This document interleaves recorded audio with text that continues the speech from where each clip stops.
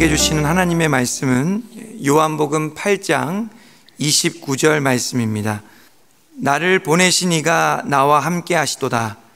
나는 항상 그가 기뻐하시는 일을 행함으로 나를 혼자 두지 아니하셨느니라. 아멘. 예수님의 순종에는 중요한 원칙이 있습니다. 오늘 본문 말씀을 봅니다. 나는 항상 기뻐하시는 일을 행함으로 라고 합니다. 예수님은 이 순종의 기준이 분명하셨습니다. 예수님에게 순종은 하나님께서 기뻐하시는 일, 그 일을 행하는 것이었습니다. 이와 같은 순종을 할 때에 어떠한 결과가 있다고 말씀해 주십니까? 29절 말씀을 계속 보면은 나를 혼자 두지 아니하셨느니라. 순종의 길에는 하나님께서 함께 하셨다고 합니다. 순종의 길에는 하나님께서 은혜로 덧입혀 주셨다고 합니다. 순종의 길에는 하나님께서 끝까지 조명해 주시고 인도해 주시는 놀라운 역사가 있었음을 말씀해 줍니다. 한번 아브라함의 예를 들어서 설명을 드리겠습니다. 아브라함의 믿음을 순종하는 믿음이라고 말합니다. 아브라함이 갈 바를 알지 못하고 믿음으로 하나님의 약속을 따라서 그의 본토 친척 아버지의 집을 떠납니다. 그런데 세월이 흘러도 하나님의 약속이 이루어지지를 않습니다. 아브라함의 마음이 흔들립니다. 그때에 하나님께서 다시 약속의 말씀을 주십니다.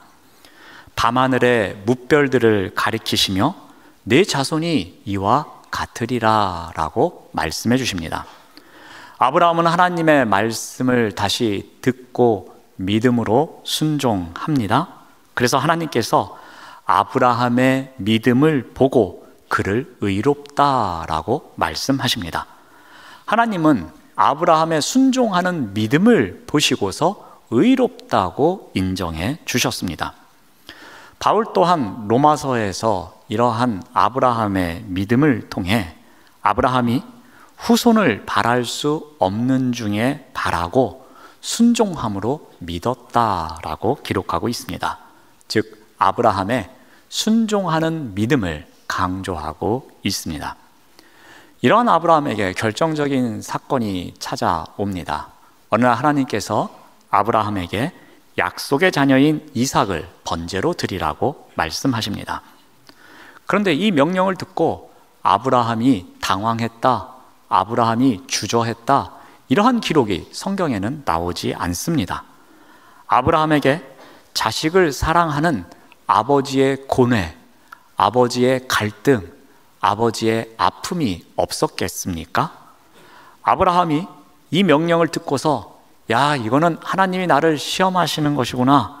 내 믿음이 어느 정도 되는지 시험하시는 거니까 내가 이삭을 번제로 드리는 척하면 하나님께서 됐다, 훌륭하다, 이제 그만해라, 그렇게 하시겠지?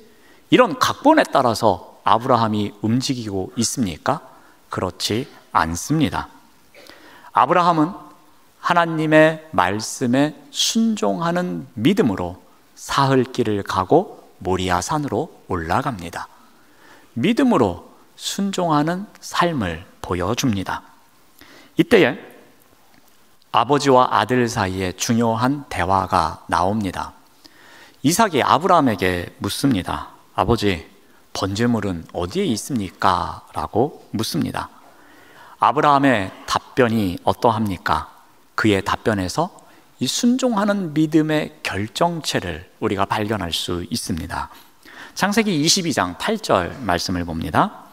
아브라함이 이르되 내 아들아 번제할 어린 양은 하나님이 자기를 위하여 친히 준비하실 거야 라고 답변합니다. 여러분, 이 답변이 하나님께서 미리 알려주신 답변이겠습니까? 하나님께서 내가 모리아산으로 가다 보면 내 아들이 궁금해서 너에게 물어볼 거야.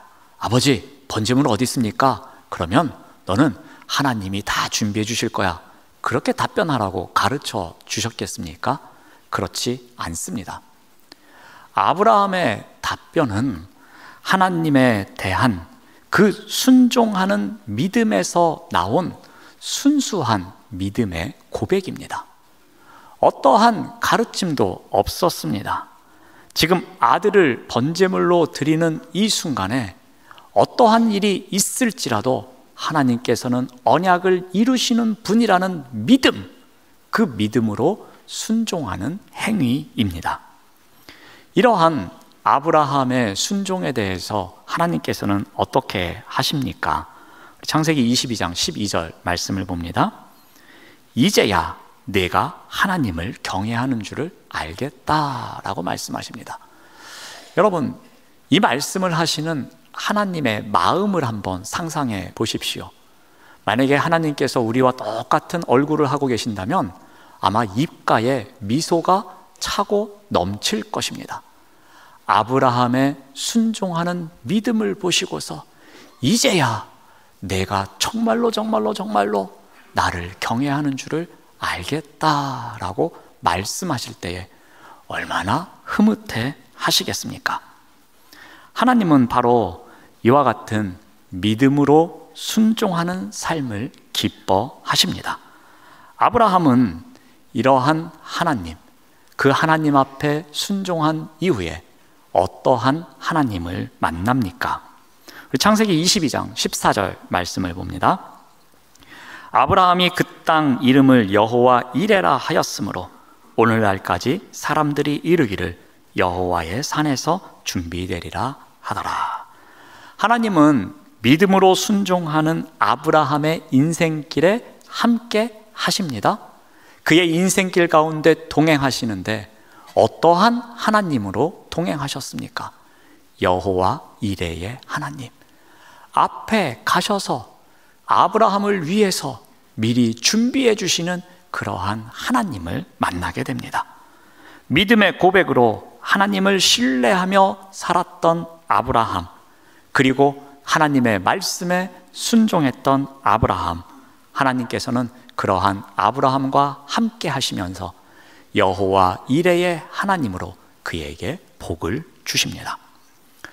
오늘 말씀에 나오는 예수님의 순종의 정의는 무엇입니까? 하나님이 기뻐하시는 일을 하는 것, 이것이 예수님의 관점에서는 순종이었습니다. 근데 이러한 순종의 삶을 살아가면 어떠한 약속이 있다고 말씀하십니까? 하나님께서 함께 하신다는 겁니다. 그 순종의 삶을 홀로 그대로 놔두지 않으시고 그 인생길 가운데서 동행하시는 하나님의 그 약속의 말씀을 알려주십니다.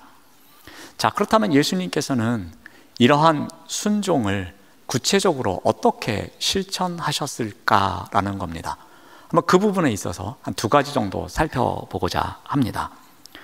먼저 예수님은 순종의 자리에서 단호하게 행동하십니다. 내가 이것을 순종해야 되면은 어떠한 것에도 흔들리지 않고 단호하게 그것을 이루시는 것을 보게 됩니다. 우리 요한복음 17장 4절 말씀을 참고로 봅니다. 아버지께서 내게 하라고 주신 일, 이것을 내가 이루어 아버지를 이 세상에서 영화롭게 하였사오니 라고 고백하십니다. 예수님은 순종하는 일에 있어서는, 즉 아버지께서 나에게 하라고 주신 일, 이 일에 있어서는 단호하게 이 일을 실천하셨습니다. 어떠한 대가를 치르시더라도 하나님의 뜻에서 엇나가지 않으시려고 하셨습니다. 한번 베드로와의 대화에서도 이러한 모습을 보여주십니다. 예수님께서 제자들에게 나는 이제 곧 십자가에 달려 죽게 될 것을 말씀하십니다. 이 일이 아버지께서 나에게 하라고 주신 일이기에 내가 그 일을 할 것이라고 말씀하십니다. 이 이야기를 듣고 있던 제자들 가운데 베드로가 어떻게 합니까? 강력하게 항변합니다. 주님이 하실 일은 그 일이 아닙니다. 제가 보기에 주님이 하실 일은 이 땅을 로마의 압제에서부터 해방시키는 일, 정치적 해방을 가져오는 일이 주님이 하실 일입니다. 그런데 십자가에 달려 죽으신다니요, 이게 말이나 되는 일입니까? 하면서 강력하게 항변합니다. 그런데 예수님께서는 어떻게 하십니까? 이 일은 아버지께서 내게 하라고 보내신 일이었습니다. 그래서 예수님께서는 단호하게 말씀하십니다. 사탄아, 내 뒤로 물러가라 라고 말씀하십니다. 너는 나를 넘어지게 하는구나. 너는 나를 유혹하는구나. 너는 나를 현혹하게 하는구나. 그런데 너는 왜 하나님의 일을 생각하지 않고 사람의 일을 생각하느냐 하면서 단호하게 말씀하십니다. 하나님께서 하라고 시키신 일이 있기에 그 길을 하겠노라고 단호하게 선포하십니다. 그리고 예수님께서는 아버지께서 하신 말씀을 이루시기 위해서 단호하게 순종의 길로 나아가십니다. 예수님처럼 단호하게 순종의 삶을 선포했던 제자가 있습니다. 예수님의 일행이 이 갈릴리에서 예루살렘으로 향할 때였습니다. 그때 이 사마리아를 통해서 갑니다. 당시 유대인들은 사마리아인들을 매우 싫어했습니다. 당연히 사마리아 사람들도 싫어했을 것입니다. 그래서 사마리아의 어느 마을에서 이 예수님의 일행이 통과하지 못하도록 합니다. 이에 야고보와 요한이 분개합니다. 주님, 우리가 불을 명하여 하늘로부터 내려서 저자들을 멸망시킬까요? 그러길 원합니다. 그렇게 말합니다. 이 제자들의 분노가 담겨져 있는 말입니다. 예수님께서는 이들을 향하여 어떻게 말씀하십니까? 마태복음 5장 39절에서 나는 너희에게 이르노니 악한 자를 대적하지 말라라고 말씀하십니다. 예수님께서는 하나님의 뜻을 이루기 위해서 너희들이 분노해서는 안 된다라고 가르쳐 주십니다. 이제 시간이 흘렀습니다.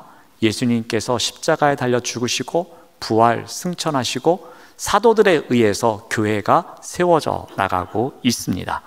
그런데 그러한 때에 예루살렘에 박해가 찾아옵니다. 그 교회에 모였던 사람들이 하나둘씩 뿔뿔이 흩어지기 시작합니다. 믿는 사람들이 유대와 사마리아로 가면서 복음을 전합니다. 사마리아 땅에도 복음이 전해집니다. 이 소식이 예루살렘에 있는 사도들에게 들려옵니다. 이 소식을 확인하고 싶습니다. 그래서 예루살렘의 사도들이 베드로와 요한을 사마리아 지역으로 보냅니다.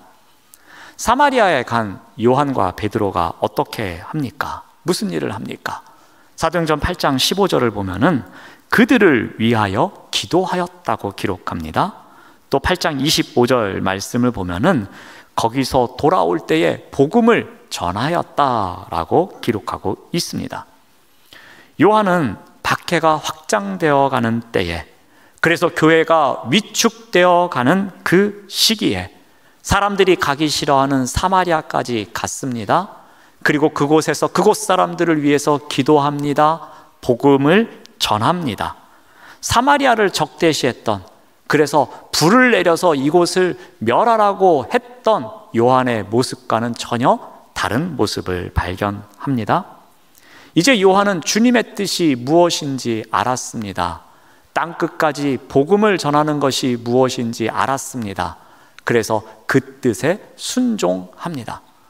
혹이라도 요한이 이곳에 와서 복음을 전했다고 또 그들을 위해서 기도했다는 것을 유대인 크리스천들이 알면은 비판을 받을 수도 있는 상황입니다. 그리고 많은 오해를 살 수도 있는 상황입니다. 그럼에도 불구하고 땅끝까지 복음을 전하는 것이 주님의 뜻이었기에 그 뜻에 순종하는 삶을 살아갑니다. 복음을 전해야 할 곳이 어느 곳이더라도 그곳을 향하여 나아가 복음을 전하는 요한의 모습을 보게 됩니다. 예수님처럼 단호하게 하나님의 뜻에 순종하는 모습을 봅니다. 우리를 향한 하나님의 목적에 순종하며 살아가기 위해서 우리에게 필요한 것이 있습니다. 바로 예수님처럼 단호하게 순종하는 것입니다. 여러분, 단호함이란 어떤 뜻이겠습니까? 이것은 이성적으로 판단을 합니다. 그리고 내가 이 일을 해야겠구나 하면서 결단을 합니다. 거기서 멈추지 않고 이 결단을 실천으로 옮겨서 어떠한 결과물을 만드는 것, 이러한 때에 필요한 것이 바로 단호함입니다. 한번 예를 들어 보겠습니다. 지난주에도 예수님처럼이라는 주제를 통해서 열정에 대한 말씀을 드렸습니다. 그래서 좋은 그리스도인이란 어떤 사람인가요? 라고 제가 결론에서 질문을 드리면서 예수님처럼 열정을 갖고 살아가는 사람이 좋은 그리스도인입니다 라고 말씀을 드렸습니다. 기억에서 사라졌어도 할 수 없습니다. 자, 그렇다면 그 말씀을 듣고 여러분들이 성전문을 나가면서 일주일 동안 어떻게 살아야 될까 고민을 합니다. 이성적으로 판단합니다. 내가 예수님처럼 열정을 갖고 살아가기 위해서 무엇을 해야지 결단을 합니다. 그런데 그 결단에서 끝나지 않고 실천하기 위해서, 그리고 어떠한 결과물을 내기 위해서 열정을 갖고 일주일 동안 살아갑니다. 예배의 순수성을 지키는 열정을 갖고 살아가보자. 하나님의 일에 내가 진솔되게, 하나님의 일에 내가 간절한 마음으로 살아가보자. 그래서 하나님과 하나님 일에 열정을 갖는 삶을 살아보자. 그렇게 결단을 합니다. 그래서 행동으로 옮기려고 하는데 그 일이 그렇게 쉽지가 않습니다. 옆에서 말합니다. 살던 대로 살아. 뭔 갑자기 열정이야. 너 그러다 병든다. 너 그러다 큰일 나. 그렇게 혹하게 말을 합니다. 한 번, 두 번 해보려고 했지만 잘 안 됩니다. 그래서 포기합니다. 요령도 생깁니다. 그 주일 설교는 들으면 되는 거지 그거 꼭 실천할 필요 있어? 다음 주에 들어보고 마음에 들면 실천하고 마음에 안 들면 말자. 이런저런 핑계도 생깁니다. 여기서 멈추면 안 됩니다. 이때에 내가 이것을 결단했으니 그래도 실천을 해보자. 내가 열정을 갖고 일주일 동안 살아보자 하면서 단호하게 실천으로 옮기는 삶이 있어야 하는 것입니다. 단호하게 내가 결단한 것을 실천에 옮겨서 그것을 어떠한 결과물을 만들기 위한 삶을 살아가기 위해 우리에게 단호함이 필요한 것입니다. 그래서 예수님과 더욱 깊이 교제하며 열정을 배워갑니다. 믿음이 좋은 사람들과 교제하며 나누며 열정을 배웁니다.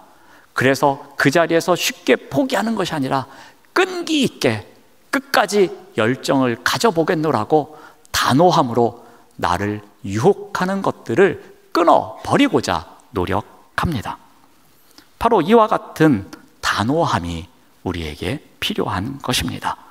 이와 같은 단호함이 있어야지 우리가 예수님처럼 하나님과 하나님의 일에 순종하며 살아갈 수 있는 것입니다.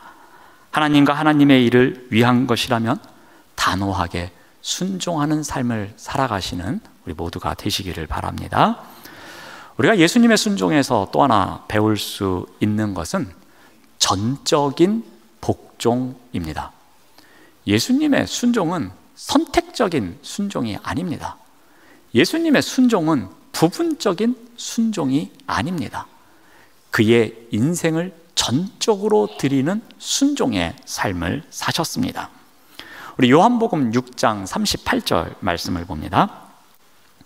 내가 하늘에서 내려온 것은 내 뜻을 행하려 함이 아니요 나를 보내신 이의 뜻을 행하려 함이다 라고 말씀하십니다. 자, 예수님께서 이 땅에 오신 목적에 대해서 말씀하십니다. 그것은 나를 보내신 이의 뜻을 이루기 위함이다. 내 마음대로, 내 의지대로, 내 뜻대로 살기 위함이 아니라 나를 보내신 아버지의 뜻을 이루기 위해서 내가 이 땅에 왔노라고 말씀하십니다. 예수님은 원래 하나님과 똑같은 모습을 지닌 분이십니다. 그런데 하나님과 동등하게 여김받는 것을 당연하게 여기지 않으셨습니다. 그래서 예수님께서는 오히려 자기를 낮추시고 종의 모습으로 이 땅에 오셨습니다. 사람들과 같이 되셨고 사람의 모양으로 이 땅에 오셨습니다. 예수님은 자기를 낮추시고 십자가에서 죽기까지 끝까지 전적으로 순종하셨습니다. 이것은 예수님의 뜻이 아닌 예수님을 보내신 아버지 하나님의 뜻이었습니다. 그 뜻을 이루시기 위해서 하늘의 모든 영광과 권위를 내려놓으시고 이 땅에 오시기로 결정하신 것입니다. 그 순종이 예수님의 삶이었습니다. 하나님의 인류 구원 계획에 대해서 전적으로 순종하십니다. 예수님의 전적인 순종으로 인류 구원의 길이 열리게 된 것이었습니다. 그런데 이렇게 엄청난 예수님이 어디에서 태어나셨습니까? 왕궁이었습니까? 호텔이었습니까? 어디 리조트였습니까? 마국간이었습니다. 그것도 마국간의 구유였습니다. 우리가 성탄절 카드를 본다든지 영상을 보면 마국간이 이렇게 화려하게 차려져 있고, 그리고 그 마국간의 구유가 이렇게 빛나는 모습을 하고 있습니다. 그래서 우리는 마국간 그러면 낭만적으로 생각합니다. 근데 마국간의 현실은 그와 같이 낭만적이지 않습니다. 그곳은 냄새가 나는 곳입니다. 그곳은 더러운 곳입니다. 가축의 분비물 냄새로 진동하는 곳입니다. 그러한 낮고 천한 곳에 예수님께서 오신 것입니다. 예수님의 탄생부터가 고난의 연속임을 알려주고 있습니다. 예수님의 시작부터 순종이 어렵고 힘든 삶임을 알려주고 있습니다.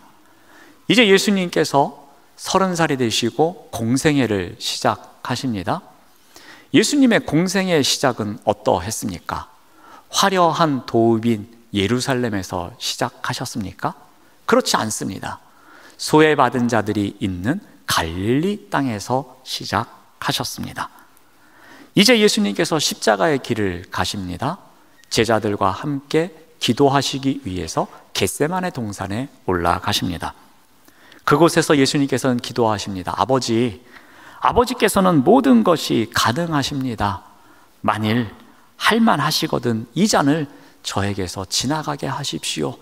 하지만 저의 원대로 마옵시고 아버지의 원대로 하옵소서, 이렇게 기도합니다. 오직 하나님의 뜻에 전적으로 순종하는 기도였습니다. 이제 예수님께서는 십자가에 못 박히십니다. 인류의 죄를 대신 담당하십니다. 그 자리에서 어떠한 일이 일어납니까? 제사장들과 서기관들, 그리고 장로들, 그리고 관원, 군병, 지나가는 모든 사람들이 손가락질을 합니다. 모욕적인 말을 합니다. 신성 모독적인 말을 합니다. 그들은 말합니다. 내가 하나님의 아들이냐? 그러면 거기서 내려와 봐라. 내가 남을 구원할 수는 있어도 너는 구원하지 못하는가 보구나 하면서 비웃습니다. 내가 이스라엘의 왕이냐? 그러면 내려와 봐라. 우리가 너를 믿겠노라 하면서 온갖 조롱 섞인 말을 합니다. 예수님은 이 참을 수 없는 이 순간에 어떻게 하십니까? 나 마음에 상처받아서 이 십자가 못 짊어지겠네. 나 이거 못하겠네. 그렇게 하십니까? 그렇지 않습니다. 십자가로 구원코자 하시는 하나님의 뜻, 그 성부 하나님의 뜻에 끝까지 전적으로 순종하십니다. 인류 구원에 대한 하나님의 사랑을 위해서 끝까지 인내하십니다. 십자가 위에서 물과 피를 쏟으시면서 전적으로 순종하는 삶을 살아내십니다. 이러한 전적인 순종과는 달리 부분적인 순종을 통해서 하나님께 책망받은 사람이 있습니다. 사울 왕입니다. 어느 날 하나님께서 사울 왕에게 아말렉 족속을 진멸할 것을 명령합니다. 그런데 사울은 이 명령을 어떻게 수행하는가 하면은 사무엘상 15장 8절에서 9절은 다음과 같이 기록하고 있습니다. 아말렉 사람의 왕 아각을 사로잡습니다. 그리고 칼날로 그의 모든 백성을 진멸합니다. 그런데 가장 좋은 것 또는 기름진 것과 어린 양과 모든 좋은 것은 남깁니다. 진멸하기를 즐겨 아니합니다. 그리고 가치 없고 하찮은 것은 진멸합니다. 여기서 사울이 하나님의 명령에 전적으로 순종하고 있습니까? 하나님의 뜻에 따라서 하나님의 명령에 순종하고 있습니까? 사울 왕은 자신의 뜻에 따라서 순종하고 있습니다. 부분적으로 자신이 보기에 좋은 것은 선택하고 좋지 않은 것은 버리는 순종을 하고 있습니다. 자신의 관점을 갖고서 합당한 순종만 하고 있습니다. 하나님의 명령은 안중에도 없습니다. 이러한 사울의 부분적인 순종, 선택적인 순종에 대해서 하나님께서는 어떻게 말씀하십니까? 사무엘상 15장 11절 말씀을 봅니다. 내가 사울을 왕으로 세운 것을 후회하노니 그가 돌이켜서 나를 따르지 아니하며 내 명령을 행하지 아니하였기 때문이다 라고 말씀하십니다. 하나님께서는 사울의 판단이나 행동을 보고 분명하게 말씀하십니다. 내가 사울을 왕으로 세운 것을 후회하노라.